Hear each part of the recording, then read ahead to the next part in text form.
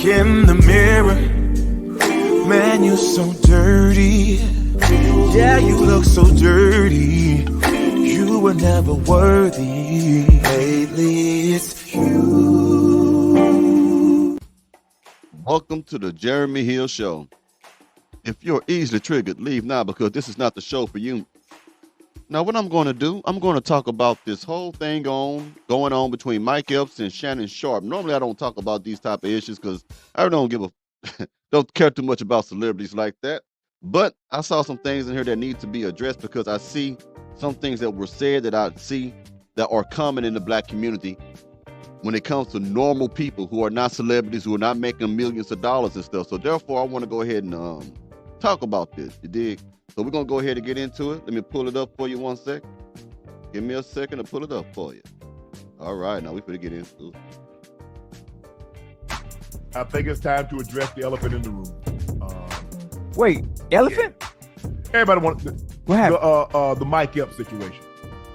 Oh, yeah, Mike. I heard what you said, right? Yeah, I ain't letting you off the hook.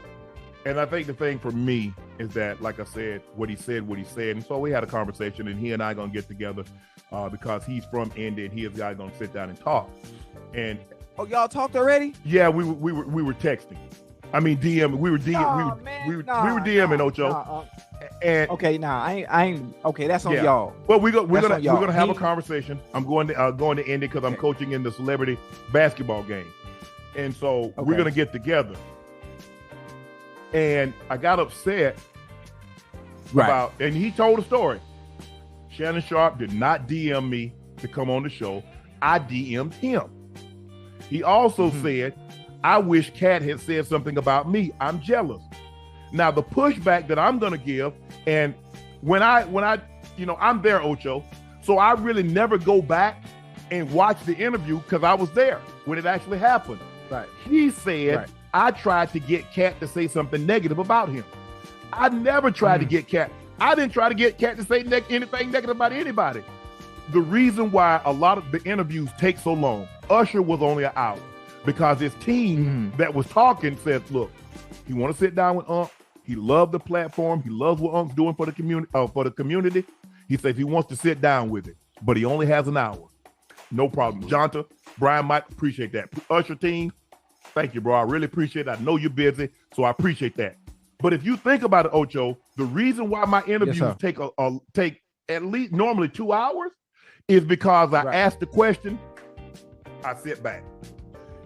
Very seldom do I ever interrupt the guest because I don't want them to lose their train of thought. Just go ahead and speak. I don't try. I'm Switzerland. So when I'm trying to do finish with a little part he gonna say right there, but I'm gonna jump in anyway. What it comes down to, and I like Mike Epps, but it comes down to clout chasing. Mike Epps now wants to be a part of that show. Mike Epps wants his time to shine. He wants a little 15 minutes of fame. That's what Mike Epps wants right now. That's what's going on. Cat Williams came up there and set it off for everybody by putting out what he believed to be his truth. No one is saying that Cat Williams is lying. No one has said that Monique is lying. They have proof from Monique actually recording Tyler Perry conversation, you know what I mean, admitting that he tried to blackball her basically, you know what I mean, stuff like that. It's all the truth is coming out. So now they want to attack Shannon. So I'm trying to let him go ahead and put more stuff out there before I start really breaking it down. Let's keep going. I'm neutral. I don't agree. Right. I don't disagree with what the person is saying. That's their truth. I want the people that's watching on YouTube or listening, however you get it, Apple or Spotify. I think, is there any other way you can listen to it? Apple, Spotify, YouTube podcast. So however you consume it, you get to make your decision. And so they're like, I mean, even DL, and he was like, he said something when Mike Epps said what he said, well, this is what you get for being messy. How am I messy? I asked. They just attacking Shannon right now because he has created a space where people could come in and tell their side of the story. They can come in there right now and tell other people what actually happened to them. Because when you got one particular platform that only promotes one particular type of narrative, then the truth or the lie, whatever it may be, will never come out. So now Shannon has created something where he allows people to just speak their mind. Like you say, he doesn't interrupt them. He asks certain questions. He doesn't really try to push them to say anything or not to say anything. He asks them questions. And most of these people, because they've been so hurt and been so burnt, they'll just take over the whole show and tell you everything that has happened to them. So they're trying to attack Shannon because they want to remove Shannon. Because Shannon is giving other people opportunities to shine their light, their truth upon the world. So if they can attack the source, the platform, discredit him, and all the stuff like that, then anyone who gets on his show will be discredited. No one would take any guest on his show seriously because they're trying to make it seem that Shannon Sharpe should not be taken seriously himself. So why would you get on his platform? A joke? He's a joke. Why would you get on Shannon Sharpe platform? He's a joke. He's a charlatan. That's what they're trying to put on him now. So if you get on his platform, then you must be a joke. You must be a charlatan. This ain't nothing but crabs in the bucket mentality. The same thing we see in the black community day for day for day. Black people not wanting to take accountability, be it a man or a woman. Black people who don't want to be exposed for the wrongs and the sins that they committed towards their brothers and sisters. This is why they're jumping on Shannon. Shannon has not, from what I've seen, said one thing negative about any of these people that he's interviewed. He hasn't said anything negative about the people who he interviewed are talking about. Not one that I've seen yet. They're only attacking him because they want to remove him. They want to discredit him. They want to put pressure on him to quit doing what he's doing. That's why they're doing that. Ask a question. They answer the question. I don't like, hey man, did he do anything else? Did they say anything else? I asked the question, right. He answered. So we going back and forth in the DM. He says, bro, let's just have fun with this. I said, F no. I say, tell me the fun with you lying on me, saying I'm gay, saying I cross-dress and I look like Medea. Tell me where's the fun for that. I'm going to tell you something. That's another insult in the black community, okay? We're so quick to call people we don't like gay, okay? Because we know that's an attack on a black man's manhood if he's a heterosexual man. And for Mike Epps to say some shit like, hey, man, let's just have fun with this, that tells me Mike Epps is a pussy. Now, I've heard of Mike Epps fighting before. I'm not going to lie to you. But Shannon is not no regular built dude. Shannon is a country boy like myself, but Shannon is a ripped dude. Shannon come from poverty. Didn't have anything. Worked his way all the way up to celebrity status, man. Shannon will whoop your ass. Shannon is a strong dude, bro. Shannon ain't putting up, and he got, from what I've seen on his shows, he got some conservative points, some conservative mindsets. He don't really, some conservative principles. He's a little liberal, but he mostly conservative. So you push against him, he gonna push you back. Okay? There's nothing funny about telling a heterosexual man that he looks like a cross-dresser, because that's what Tyler Perry punk ass is. Putting on a pair of queen size pantyhose and a fucking wig. The only, like Cat Williams said, the only time Tyler Perry is funny is when he's playing a bitch. That's the only time he's funny. Now, there's nothing funny with calling a man homosexual when you know he is heterosexual. If you suspect he is homosexual, that still is disrespectful for saying that. The man has a family. From my understanding, the man has children, and you out there just tearing his name apart. So damn straight, Shannon don't need to be, okay, let's play with this. Come on, man. That for me. I get it for you. You get the key. You get the laugh. But tell me the fun in it for me. What I'm starting to see, Ocho, you remember Cat said it. He said, Shannon, he said, this is going to put you in a new realm. This is going to put you in a new stratosphere. He also told me when I got outside, and Jordan can attest to this, he said, they're going to come. He said, they're going to come. He said, because the people that I talked about, they have supporters, and they're going to come for you. I just want you to know. He says, I want you to be prepared. And he said, it's going to some of them going to be people that you thought you were cool with. But you thought they were cool with you, but they're cooler with the people that I said what I said about. So just be careful. What I'm starting to see is that in our community, anytime a black starts to get money, he had to have sold out the community to get it. Now, thank you. That's why I wanted him to say, I'll wait for that. In our community, we like to give credit to the wrong people and blame the wrong people for our successes and our failures. Okay? People who are black in America, when they become millionaires or billionaires, some of the most dumbest shit they say is it's because of the Illuminati. They had made deals with the Illuminati. They had to do a sacrifice. They had to sacrifice their mama and their sisters and all this to be successful. And not one of these people who say that has ever met a person in the Illuminati or know or can tell you one. They just make up shit because they like to spread lies and rumors and fear. Now, let me tell you this. When you say stupid shit like that a man's success is based upon someone allowing him to do it, that means you have no faith in the black community. You have no faith in the natural talents or abilities of black people, okay? So you telling me that all the success that I've gotten is due to someone else, okay? That means I am never in control of my own destiny. People like that you need to get away from because they're weak and they're negative. And then you also have people who say the reason why you're not successful is because of the white man, because of systemic racism. So again, men like myself and men who are even far more successful than me, if they mess up or they fail, it's the white man's fault. It's racism's fault. If you look close enough in the mirror, you'll see the reason why you are failing is direct result of your decisions. If you look closely enough in the mirror, you'll see the reason why you are succeeding. It's because you're making good decisions, okay? Either you're lazy or you're consistent. It's one of the two, all right? Stop putting that on black people. When you say that, you telling me that black people have no ability to do anything for themselves. I like to remind you that there's black people who are millionaires and billionaires in other countries other than America.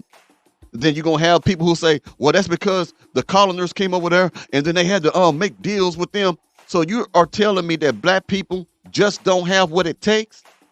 That black people just don't have what it takes to be successful? Is that what you're saying? No. Stop saying that about people. Stop spreading rumors about shit you don't know. If you wasn't there to see it or hear it or experience, stop talking down on other people's accomplishments. Stop hating. Stop being jealous. I want somebody in the chat, and I want somebody to tell me how I sold out the community. Second of all, another time, anytime, a lot of times, not all, a black start to become a little successful, start to make a little paper, the first thing we say, oh, that ain't gay. Because they were, and like what they try to do is call into question, because you know in our community, even though they say somebody might say it, it's still kind of frowned upon. And it's frowned upon in a lot of communities. Right. But I don't know if it's treated as harsh other than the Muslim community than in the black community. Yeah, but you know what? Even today, calling somebody gay, it really holds no weight. Ocho. That's a bullshit lie. That's a bullshit lie. All right, that's a bullshit lie. If you are a straight man and you are heterosexual, if people call you gay and you know you're not gay, enough people hear that rumor, if enough people listen in, some of them may not fully believe that you may be playing both sides, but they may have doubts about you. So it is a way of messing up a person's reputation. It is messing up another person's way of perceiving you, okay? At the end of the day, it is borderline, not borderline, it is absolutely disrespectful to call a heterosexual man homosexual when you have not seen anything that would make you think that, or you just don't know if he is, okay? Stop putting that out into the world that a person may be this, a person may be that, and you don't know. You act as if you sucked his dick, so maybe you gay. Come on, man. So it holds no weight today. It holds no weight. They got rules. They got places. Listen, they set a standard for them to where at this point, hey, you gay. Okay, and next. But that's not even an insult. Here's the thing, Ocho. People will say, if you repeat something enough, why you think when people give misinformation? If I keep repeating, people will start to believe it's true, because a lot of people believe repetitions of a lie will make it true. So if he had just said it once, but he kept repeating it. Exactly. Somebody somewhere is going to say, well, if he keeps saying it, it must be something to it. So this is why I don't promote violence whatsoever, but I'll just say this. I would understand if Shannon put his hands on that boy, because Mike Epps, I like him. He do good comedy, but he's acting like a little bitch right now because he didn't get no attention from Cat Williams, because he tried to reach out to Shannon Sharpe to be on his show, and Shannon didn't get him on the show at the time. Come on, man, you being a bitch. When Cat Williams opened his mouth, he gave a lot of attention to a whole lot of other comics out there. Monique got more attention. I think his name Mark Curry, the one, don't quote me, I think it's his name, Mark Curry. You know the man that Steve Harvey stole this joke from. They all are going on a comedy show, comedy tour around America. They're gonna have Mark Curry, if I'm saying his name right, I can remember, please forgive me if I don't. They're gonna have Monique and other people that Cat Williams was talking about that got fucked over. You understand what I'm saying? So this has brought a whole lot of money. There's a lot of money gonna be involved with this now. So people want to know about Cat Williams and Monique and these other entertainers. They all over YouTube trying to figure out more information and shit like that. So it would elevate Mike Epps' career if he would have said something about him. So now he got to do what he got to do, kind of like The Game, the rapper, The Game. Every time he about to release a damn album, he starts shit with everybody to generate interest with his new album that's coming out. It's the same shit with Mike Epps. He's trying to start shit to generate interest in him because he might have a comedy show for to come out or something like that. So he just want to get the world buzzing about him. People, it don't matter. See, publicity is never bad. Good or bad is never. The only time publicity is bad is if it is your own obituary. That's the worst type of publicity that you can get, that you dead. But good and bad publicity, it don't matter. It helps everything you doing. Knowing me, and I get it. My style is Hollywood. He was gay. Okay, that's his life. That's not mine. Mm-hmm. Hollywood no longer styles me. Why? Because I'm loyal to Shelly. She was hurt that after 20 plus years of being my stylist, that I had gone outside to hire someone else. And someone else was getting the credit when she was there at CBS. She was there when I started at Fox. She was there when I was going out and doing red carpet events. And I never had a problem. And for me, in my head, I thought I needed someone outside. Right. I didn't buy one thing new when Hollywood started styling me. Everything, all those LB jackets, all that stuff that I already had it. And a lot of the stuff she had already put together, but I took it apart. So when he put it back together, it was just what she had put together. And I told him, I said, Hollywood, I said, bro, I think you did an unbelievable job. I said, but I'm going to go back to Shelly. That's what I wanted to say.